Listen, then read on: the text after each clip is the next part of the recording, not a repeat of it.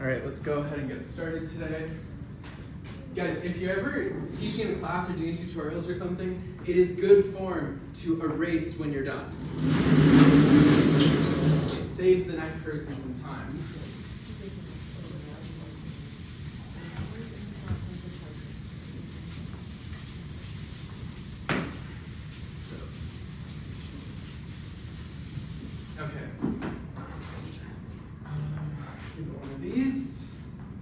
So again, I always start with the same thing. My name's Jeff. What do I always put? Here's my email.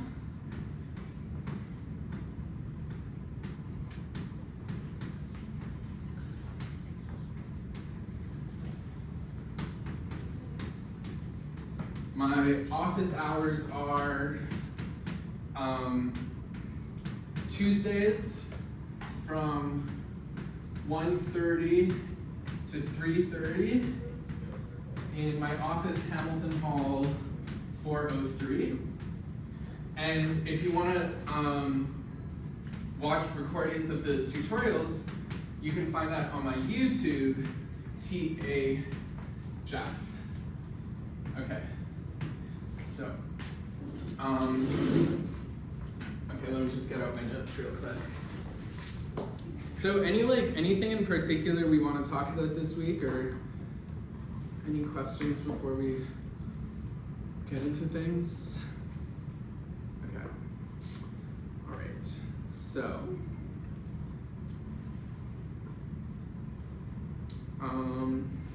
okay, so you guys spoke about limits primums recently, limit infimums. Okay, so we're gonna do an exercise about that real quick.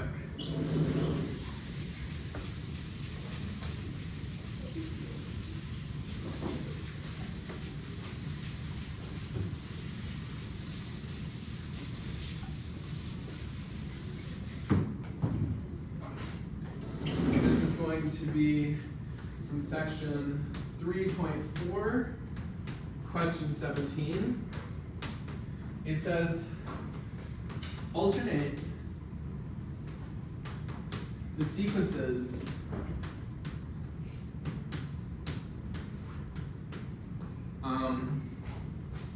one plus 1 over n and minus 1 over n to get the sequence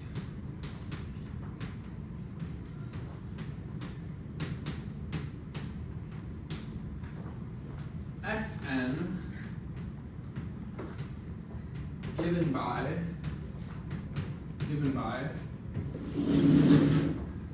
so 2 minus 1 3 halves 3 halves minus 1 half minus 1 half 4 thirds minus 1/3, 5 quarters, minus 1/4, and so on.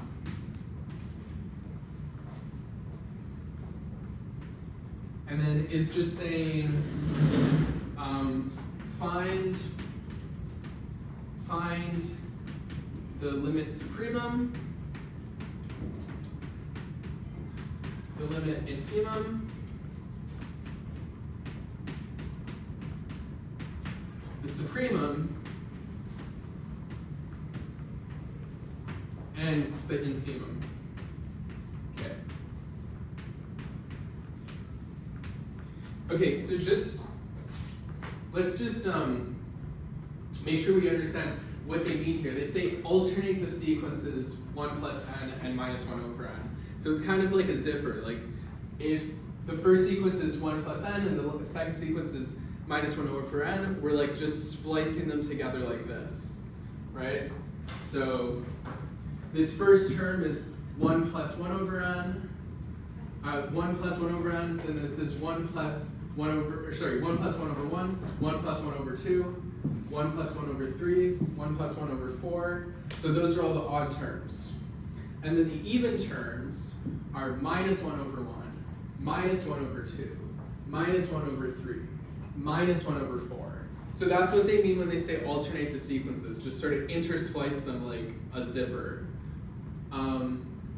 So is that clear what is meant when they say alternate the sequences? Yeah? Okay, so we want to find the supremum, the infimum, the limit supremum, and the limit infimum. So it just says to find them. So in my view, that's not like really asking for too much proof. It's more just saying like, just figure it out. So I don't have the proofiest answer prepared for you here.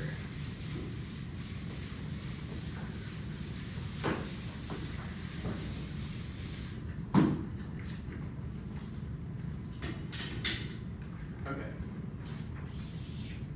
So first of all, let's just visualize the situation here. Okay, so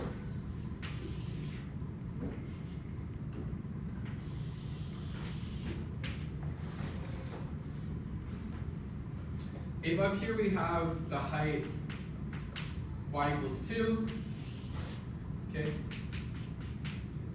and here we have the height y equals 1, and here we have the height y equals minus 1. Okay, so let's just like draw this sequence. So for n equals 1, we have 2. For n equals 2, we have minus 1. Then we have 3 halves, so somewhere around here. 3 halves. Minus 1 half, so somewhere around here. And just to cut to the chase, we kind of have 2 sequences at once. The top sequence is getting closer and closer to the height y equals 1. And the bottom sequence is getting closer and closer to the height y equals 0.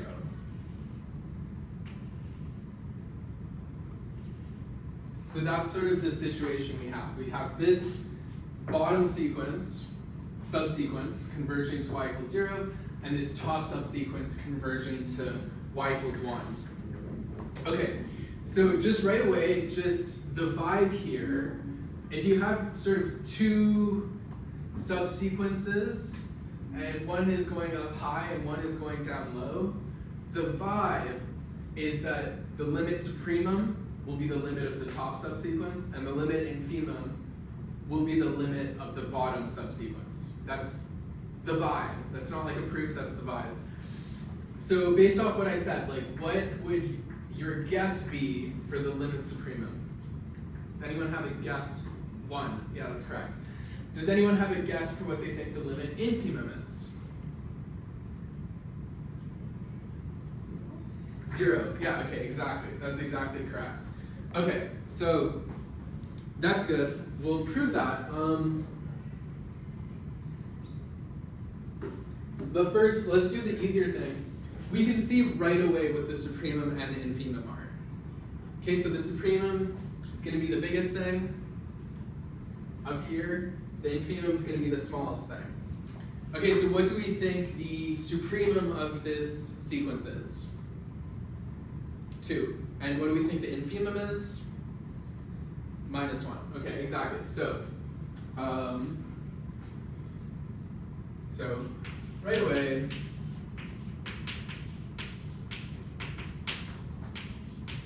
we see that the sequence xn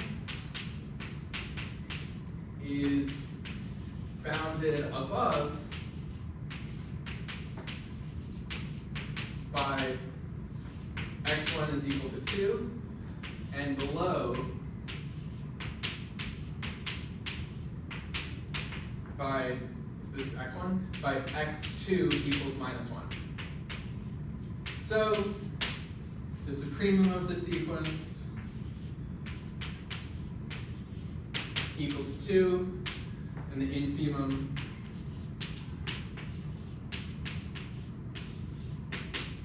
equals minus 1. Okay, so we have the supremum and the infimum, and now we're going to do the limit supremum and the limit infimum.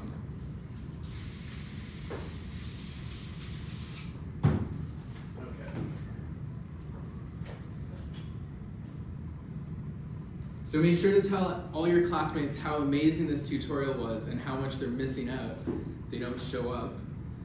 And how heartbreaking it is to me. But they probably don't care. Okay, so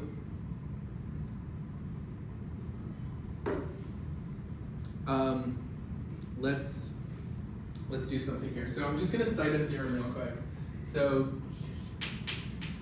the limit supremum of this sequence is equal to, so this is by theorem 3.4.11 in the textbook.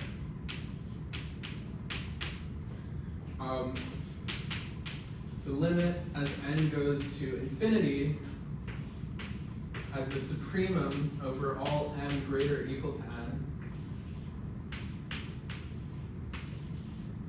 of xn. Okay, so this is, the textbook gives a pretty weird definition of supremum, but this theorem kind of recovers the definition I'm more familiar with. Okay, and so similarly, and the limit infimum has a similar formula. The limit as n goes off to infinity of this infimum for all n greater or equal to n of xn. Okay, so this is basically what we're going to use here. Okay, and so now let's just look what happens. So for n greater or equal to n, we're just going to say n is odd here to make things a bit simpler. For n greater or equal to n odd, the sequence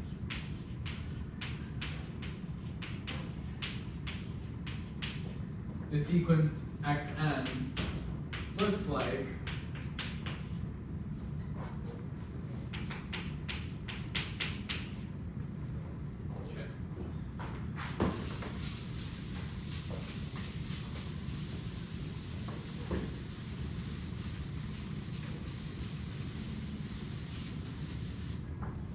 okay, so what does it look like? So let's just look at the definition. The reason I said odd is just so we know where the sequence starts, because we have this like intersplicingness going on here. So again, the odd terms were coming from the sequence 1 plus 1 over n. So the sequence, the first term is going to be 1 plus 1 over n, and then minus 1 over n, and then 1 plus 1 over n plus 1, then minus 1 over n plus 1, and so on, okay? So this is what it looks like after the point n. And so let's just graph this out. Let's get the same sort of picture we had before.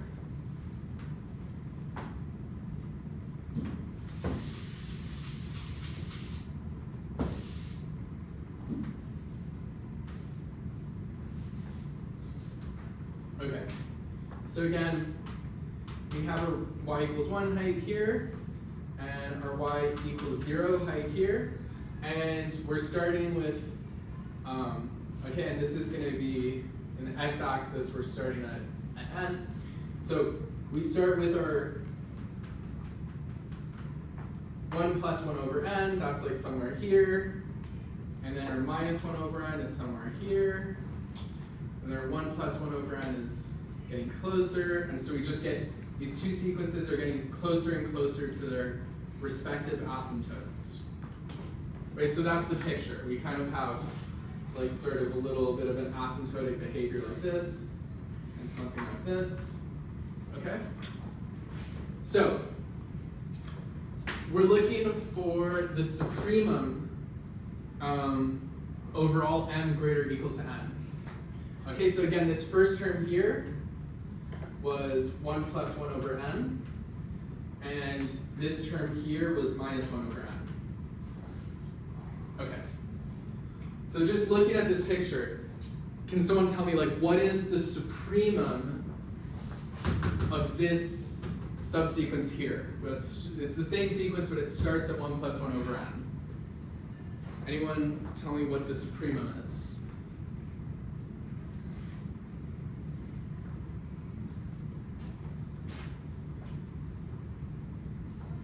Yeah? You look like you want to say something. 1 plus 1 over n. Okay, yeah, so it is 1 plus 1 over n. And what would the infimum be?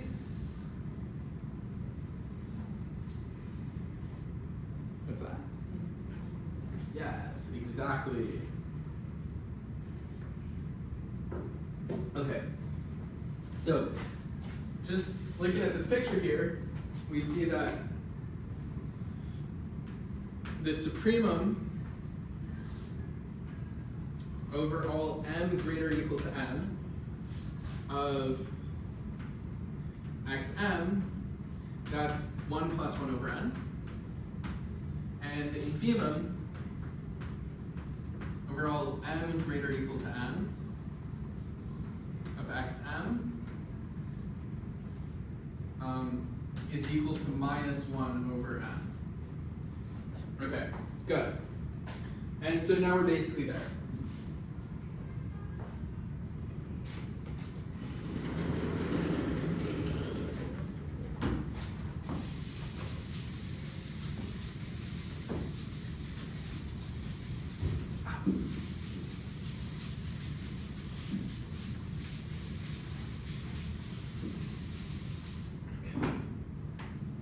So, again, using our formula here, the limit supremum, that's the limit as n goes to infinity of the supremum of all over all m greater or equal to n of xm. And we just computed the supremum. So it's the limit as n goes to infinity, and we just computed the supremum as 1 plus 1 over n. Okay, so what does this limit equal? It's 1. Freak yes. That equals 1. So there's our limit supremum. Boom. And now we just need the limit infimum. So the limit infimum, oops, I forgot to write, of the sequence xn. Okay. The limit infimum of xn, that's the limit as n goes to infinity of the infimum over all n greater or equal to n. All m greater or equal to n. Again, we just computed this infimum, so it's the limit as n goes to infinity. We just computed this infimum as minus 1 over n. And the limit as n goes to infinity of minus 1 over n, that's 0. Okay, there you go. So there's the limit supremum. There's the limit infimum. And that's how you do that question. So, yes? Do you mind clarifying again why m odd? Or sorry, n odd? So I just did that because, so that's a good question. Just so that I know exactly what the sequence looks like, and let me explain that a bit better.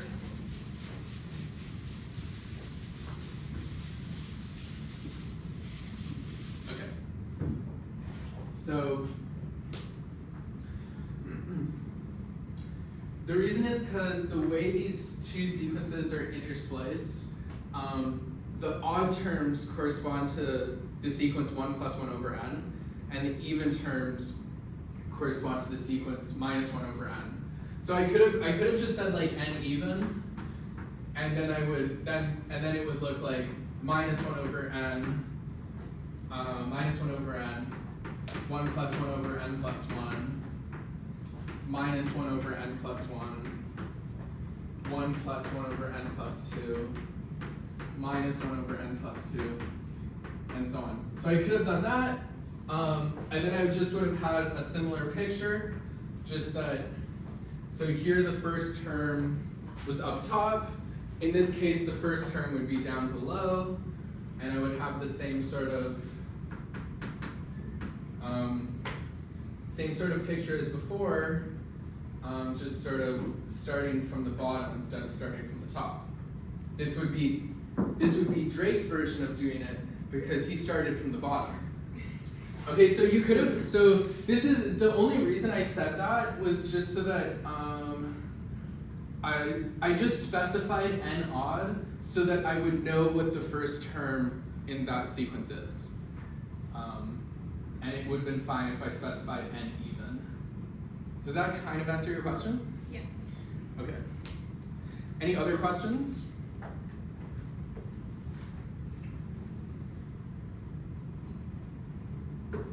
Guys, was that like an OK Uncle reference? Like, do people know that Drake song? Yes. Okay, all right. I'm not too deep in the uncle stage. It's only early onset uncle syndrome. Okay, so that's how you do that one. I have another limit supremum question prepared, but let's move on to something else, and then we can come back to that other question if we have time. Okay, so last tutorial, we did an example of how to show that something, is Cauchy directly from the definition. And I just want to show an example of showing something is not Cauchy directly from the definition. Okay, so let's do that.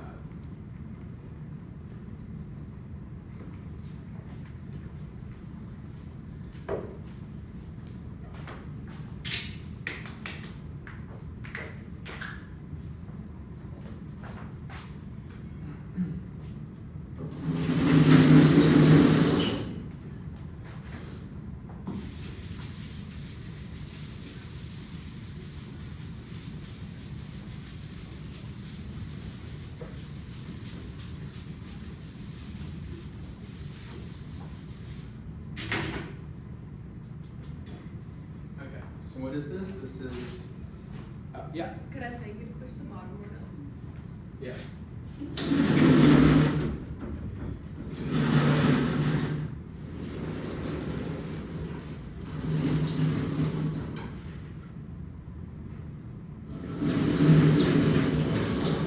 Is that good? Yeah, perfect, thank you. So this is 3.5, question 3A.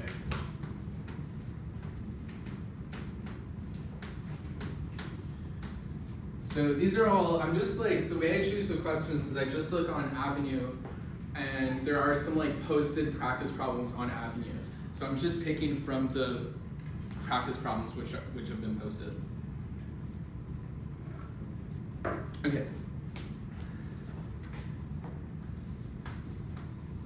Show directly from the definition.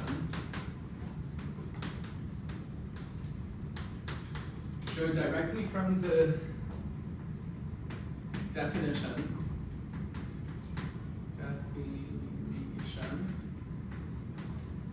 that the following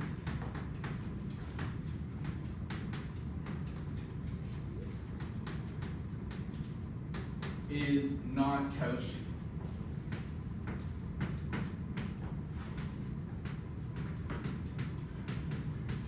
And the sequence they give us is just the sequence -1 to the power of n. Okay. So it's never a bad idea. Oh, do you still need me to cover the tunnel? No, you're good. Okay. It's never a bad idea to just draw the sequence. So let's do that. So here's the start of my solution. Okay, so when you take n equals 1, you get -1.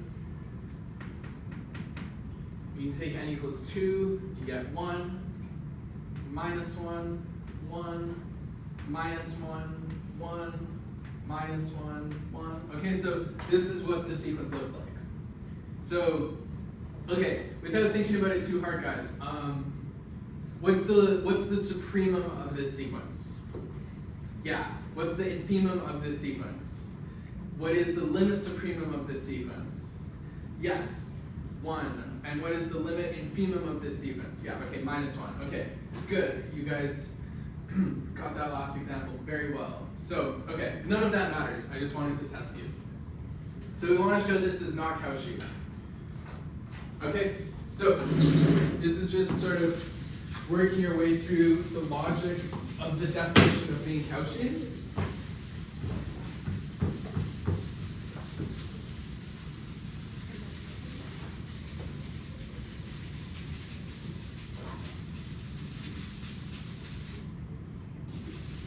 Okay, so we want some epsilon greater than 0 such that for all n natural numbers,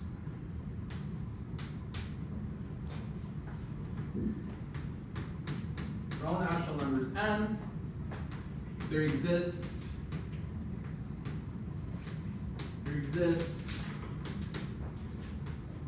m and n greater or equal to n such that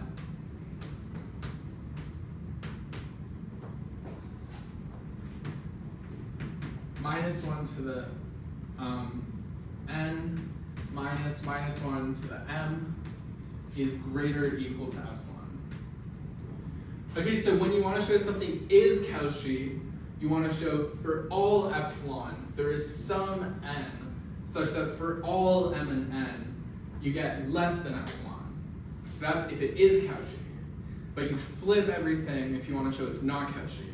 If you want to show it's not Cauchy, you want to say there's some epsilon such that for all n there exists m and n, making this greater or equal to epsilon. So you flip everything when you're looking at not Cauchy. Okay, so what's a good choice of epsilon here? Is this a number? Okay. What number are you thinking of? A half. A half? Okay. That is the wonderful other TA for this class, who you might know. And I did not grade this last assignment, so if you have any complaints, that's the guy. Okay, so let's say let epsilon equals 1/2. So if you're wondering how someone might come up with that choice of epsilon, we're going to look at this sequence, and we're going to notice everything at the top. If you take a radius of 1/2, up here at the top, it's not going to touch anything within a radius of 1/2 of what's down here at the bottom. So that's how you would come up with an epsilon of 1/2. You just look at this sequence and you see what number is keeping these two subsequences apart. And of course, if you have some epsilon that works, any smaller epsilon would also work. So just looking at the picture here, the biggest epsilon you could choose would actually be 2. You could make this work with an epsilon of 2, because the distance from 1 to -1 is a distance of 2. But of course, any smaller epsilon still works. So let's do 1/2. So let epsilon equal 1/2. And so it says for all n, so we're just going to say let n be a natural number. And then we need to say there exists m and n. So we need to define this m and this n. And then so let's define them. Define, so we're going to take m is equal to 2n plus 1, and n is equal to 2n. Okay.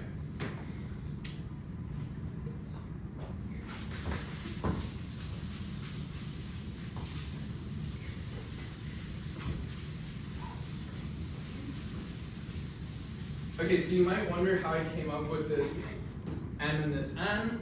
The idea here is we just want one guy from the top sequence and one guy from the bottom sequence. The bottom sequence is all the odds, and the top sequence is all the evens. So that's why I chose one odd for m to be odd and why I chose n to be even, so that I pick one guy from both of the sequences. Okay.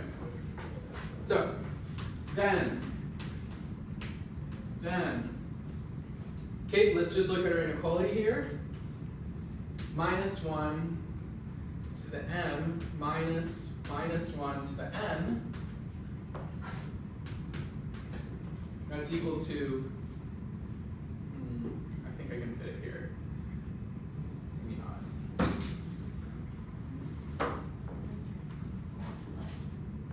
Where did I put the brush? Oh, here it is. So this is equal to minus 1 to the, so our m is 2n plus 1, and our n is 2n. Okay? So we have minus 1 to an odd power, right? 2n plus 1, that's odd. What is minus 1 to an odd power? Minus 1. So minus 1 to an odd power, that's equal to minus 1. And then what's minus 1 to an even power? 1, exactly. So minus 1 minus 1, that's equal to minus 2. In absolute value, that's just 2. And that is indeed greater or equal to 1/2. And this was our epsilon. Okay, so that's how you do that. That's the proof right there. Boom.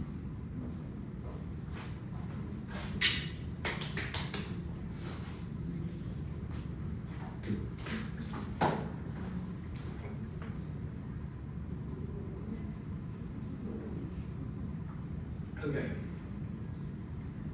Any questions on that exercise?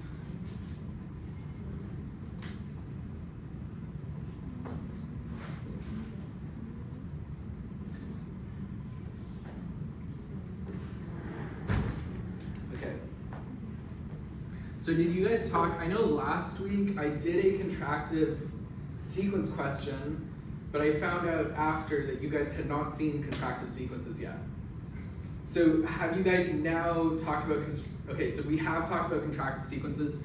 Again, I said this last week, but if you get a sequence recursively defined in terms of the last two terms, that is almost always a contractive sequence question. They give you a sequence defined in terms of the last two terms, and they say, show it converges, find the limit. The way you show it converges is almost always to show that it's contractive. Again, I don't know I haven't looked at your latest assignment. I don't know what's on any upcoming assessment you have, but I do know professors love to give contractive sequence questions, especially on like midterm, final. They love giving this type of question. Okay, so let's do one of those.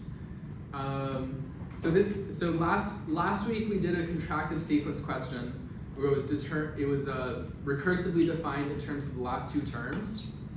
So this one falls outside of that. This is a contractive sequence question recursively defined in terms of only the last term. So you'll see what I mean.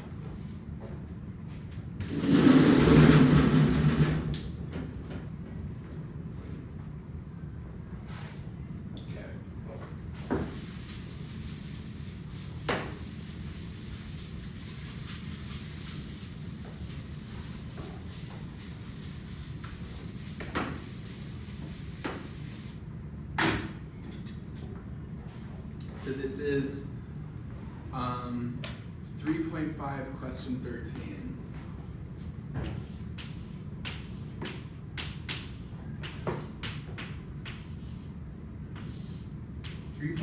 Question 13. It says, if x1 is equal to 2 and x of n plus 1 is equal to 2 plus 1 over xn, for n greater or equal to 1, show that xn is contractive.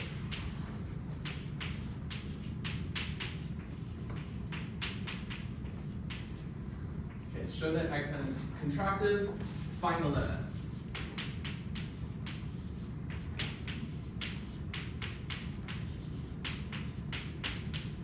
And so again, you should know this, contractive implies convergent. Be careful, the converse is not true. Convergent does not imply contractive, but contractive implies convergent. So let's do this.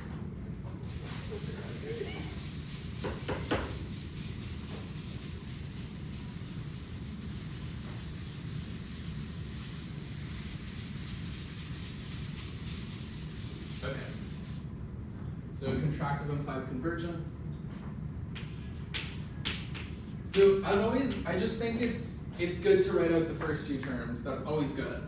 So they give us that x1 is equal to 2. Then after that, we get 2 plus 1/2. So after that, we have 2.5. Okay? Then we have 2 plus 1 over 2.5. I have no idea what that is. 1 over 2.5. 12 over 5. Okay, 12 over 5. And then I said it's always a good idea to write out the first few terms, but I realized my arithmetic is not good enough to follow through. So there's the first 3 terms. Okay, so let's show this is contractive. This actually took me a little while because it isn't one of those cases where you can just look immediately at the difference and find the contraction constant. So actually I needed to prove a little claim before demonstrating the contractiveness of this sequence. But maybe I'll show you how I came to that conclusion. Okay? So if we try to write out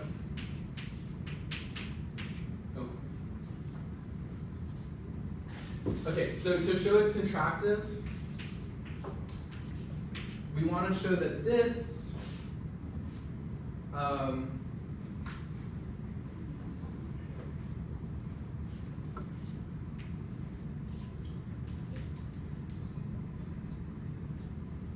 okay. If this is contractive, we want to show that this is less than or equal to c times xn minus xn minus 1, c times, yeah, for some constant c in between 0 and c and 1. Okay, so we don't have this. This is what we want. This is what we want. So that's what it means to be contractive. If you can find that constant c, then you can conclude that the sequence converges. And so the natural thing to do is just to write out xn minus or xn plus 1 minus xn and just see what you can get out of that.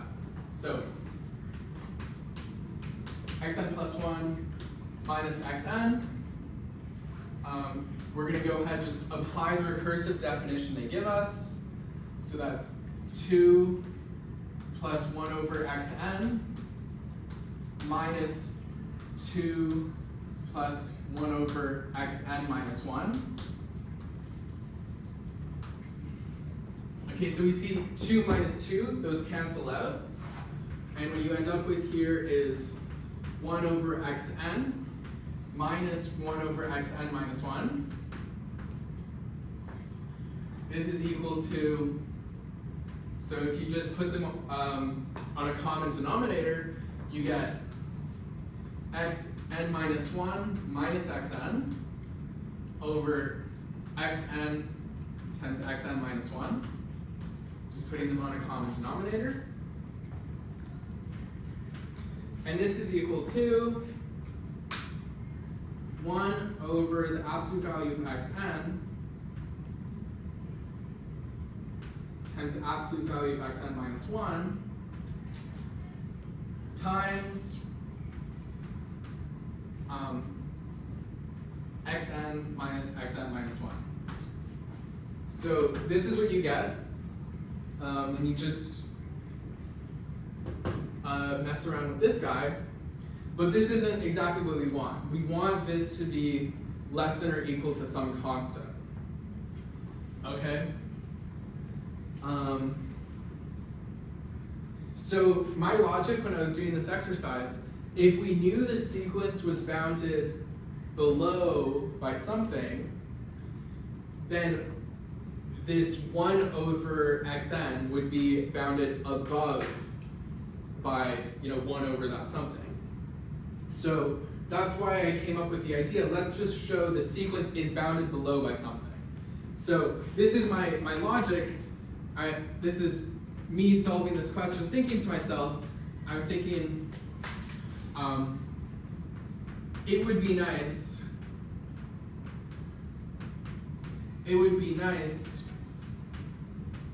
if the sequence was bounded below by something.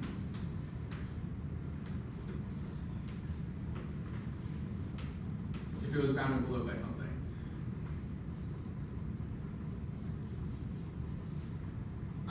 Because that would give us an upper bound on this first factor, which is exactly what we're looking for. So that's my logic. Then I look at the sequence, I see it starts with 2, so I think to myself, okay, well if we're going to show it's bounded below by something, let's try 2. Let's try to show it's bounded below by 2. And this is actually not bad at all.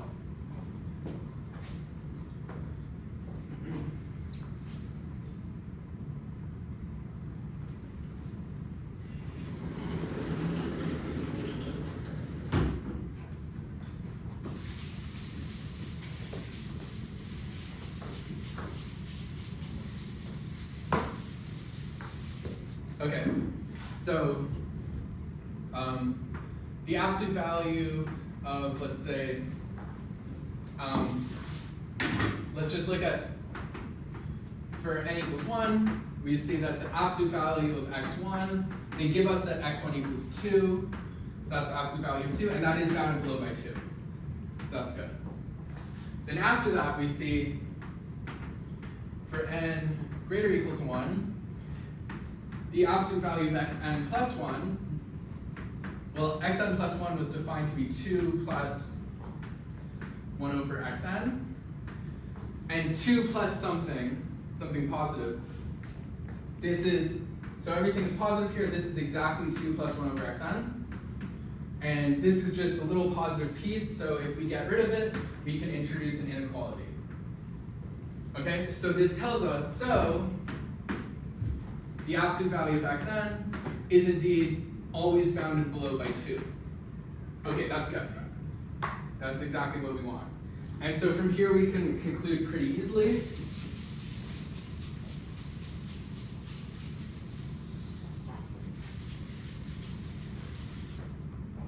So we see that xn plus 1 minus xn, as we just saw, that's equal to 1 over absolute value of xn times 1 over absolute value of xn minus 1 times absolute value of xn minus absolute value of xn minus 1. Okay, now we know the absolute value of xn is bounded below by 2.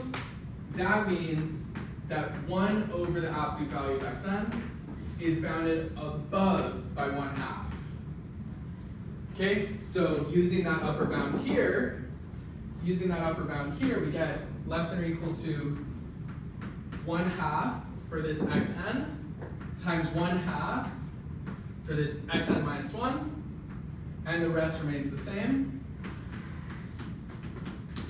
And this is exactly 1/4 times xn minus xn minus 1. So xn is contractive.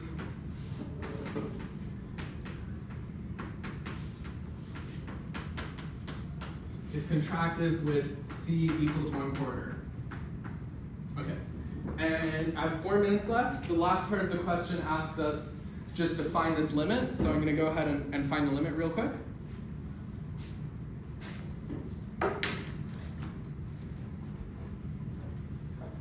Is it okay with everyone if I erase this board right here? Yeah. Okay.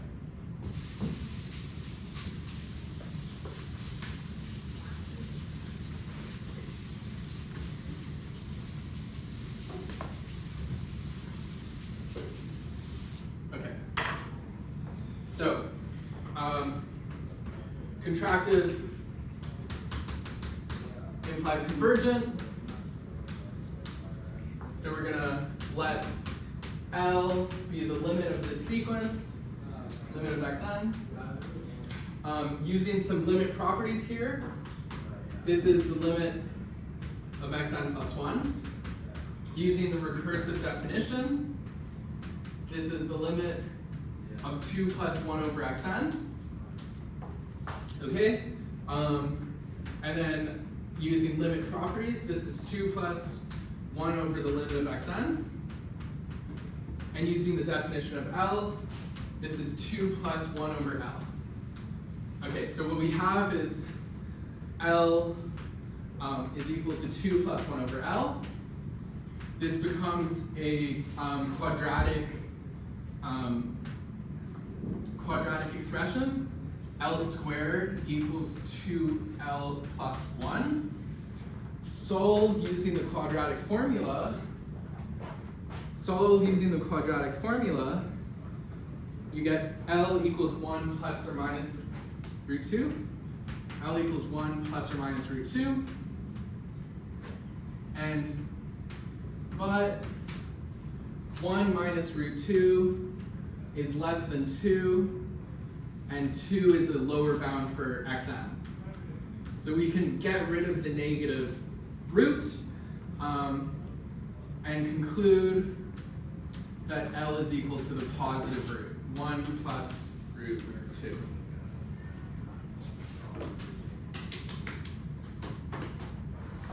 Okay.